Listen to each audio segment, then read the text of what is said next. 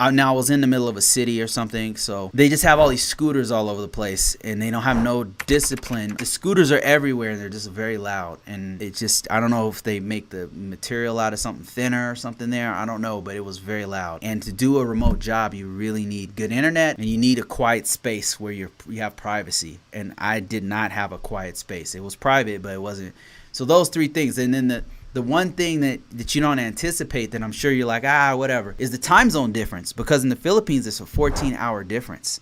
So when it's day there, it's night here, and vice versa sometimes. Like, it's 14-hour difference. Like right now, it's 12:40 Mountain Standard Time here now. In the Philippines, it's, 3 a.m. there or something? It's the time zone. Like, if I'm working at 12:43 p.m., middle of the day during lunchtime, in the Philippines, it's 3 a.m. That means I'm working at 3 a.m. It sounds like, oh yeah, I can do that.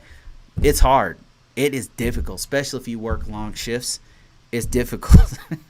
It's hard on the body. You get used to it after a while, but it's just like when you first do it, it's crazy. So those are the three things. VPN, you don't have to worry about that. When you get in the job, when you get this, and you can get a job now more than ever, it's easier than ever to get a remote position and work somewhere else. The thing you want to, when you're doing the interview, you want to interview them and make sure that they don't have any restrictions on travel. And it's 100% remote. That's another thing. Make sure the job is 100% remote with no travel, because sometimes companies I get, offers I get, opportunities I get, they'll say, oh, it's 100% remote, but it's 35% travel. That means I'm working from my house most of the time, but they want me to go to Georgia to run a scan or something. If I'm in the Philippines, that means I gotta fly back to the US just to do a scan and then fly back. And then they're not gonna pay for that. I'm not to pay for that. So that's another thing. You're getting a job, look at their policies, make sure they don't have any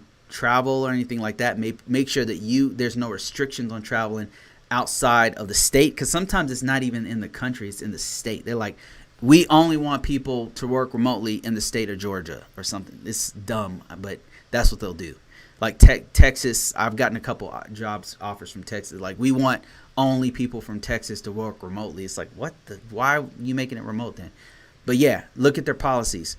The other thing is, make sure you can handle the time difference. And then the other thing is noise pollution, especially in Southeast Asia, man. There's so much noise there, like compared to here. It's just like something that people don't really talk about.